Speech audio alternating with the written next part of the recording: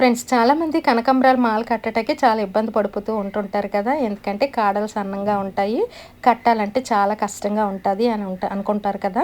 ఈజీగా సింపుల్గా కనకాంబరాల మాల ఎలా కట్టుకోవాలనేది ఇక్కడ చెప్పేస్తాను. వీడియోలోకి వచ్చేయండి. ముందుగా దారాన్ని ఇలా తీసుకుని ఆ దారాన్ని కాస్త చూపుడు వేలుతో పట్టుకొని అటువైపు 2 పూలు, ఇటువైపు 2 కనకాంబరాల పూలు ఇలా పెట్టుకుని ఒకసారి ముందుగా కిందకి తిప్పి ఆ తర్వాత చూసారా ఇలా 2 వేళ్ల మధ్య నుంచి పైకి తిప్పి లాగామంటే చక్కగా ముడి పడిపోతుందండి. చూసారా ఎంత చక్కగా పడిందో. మరొకసారి చూసేయండి ఫ్రెండ్స్. అటుప్రక్క 2 పూలు, ఇటుప్రక్క 2 పూలని పెట్టేసి ఒకసారి ఆ దారాన్ని ఇలా కిందకి తిప్పేసి మరొకసారి ఇలాగా మధ్య వేళ్ళలోంచి మధ్యకి లాగాము అంటే ముడి పడిపోతుందండి. చాలా సింపుల్గా ఇక్కడ నేను వీడియోలో చూపిస్తున్న మాదిరిగా కనకాంబరాల మాలనైతే కట్టేసుకోవచ్చండి. ఒకసారి మీరు కూడా ట్రై చేయండి. వచ్చేది శ్రావణ మాసం.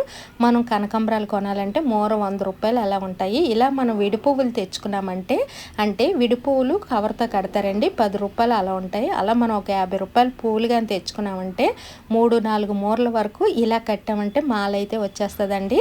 ఒకసారి మీరు కూడా నేను కడుతున్న మాదిరిగా వీడియోలో చూసి ట్రై చేసి చూడండి ఫ్రెండ్స్. కనకాంబరాల మాల అయితే చాలా చక్కగా వస్తుంది. ఈ కనకాంబరాలు అయితే మార్కెట్ నుండి మా వారు 30 రూపాయలకి తెచ్చారండి. 2 మూరల పైన అయ్యాయి, ఇంకా విడిపూలు అయితే ఉండిపోయాయి.